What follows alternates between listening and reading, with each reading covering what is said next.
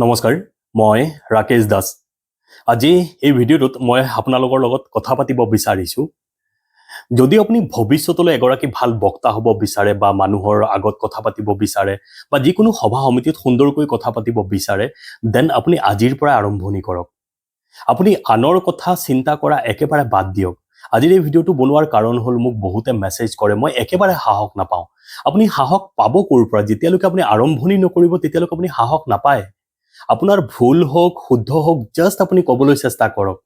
আৰু মই বহু ভিডিঅ'ত কৈছোঁ যে আপুনি কিতাপ পঢ়িবলৈ আপুনি অভ্যাস কৰক। যেতিয়া আপুনি ফ্ৰী পাব, যেতিয়া সময় পাব, আপুনি কিতাপ অধ্যয়ন কৰিবলৈ আৰম্ভণি কৰক। কিতাপ অধ্যয়নে আপোনাৰ স্মৃতি শক্তি বৃদ্ধি কৰিব।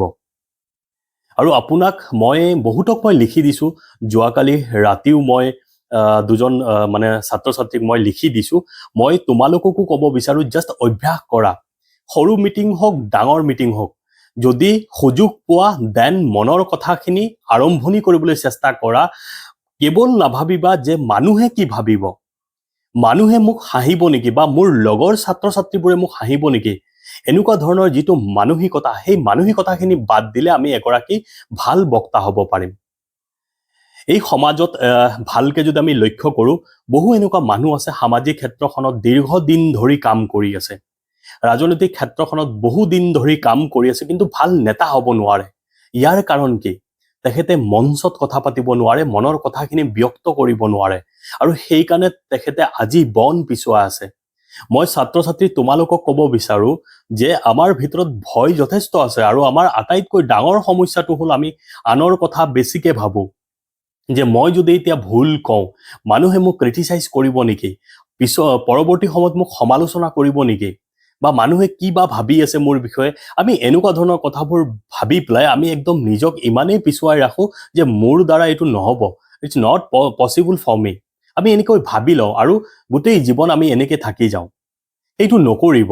আমি চেষ্টা কৰোঁ, এতিয়া মই আপোনালোকৰ লগত কথা পাতি আছোঁ, মোৰো ভুল হৈ আছে আৰু মোকো মানুহে সমালোচনা কৰে, কিন্তু সেই বুলি মই যদি এতিয়া বন্ধ কৰি দিওঁ, মই যদি ভিডিঅ' নবনাওঁ, তেতিয়াহ'লে কেনেকুৱা হ'ব? এটলিষ্ট মানে 2-এজন মানুহ আছে যোনে মোক ফ'ল' কৰে।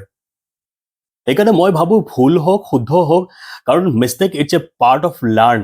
আমি যেতিয়া শিকিম তেতিয়া আমি ভুল কৰিম, আৰু মানুহে আমাক সমালোচনা কৰিবই। আৰু কোনবোৰ মানুহে আমাক সমালোচনা কৰে?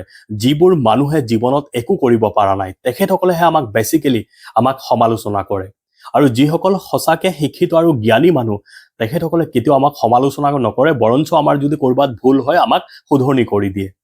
সেইকাৰণে মই কওঁ যে মানে ছাত্ৰ ছাত্ৰী বিশেষকৈ তোমালোকক, আৰু যিসকল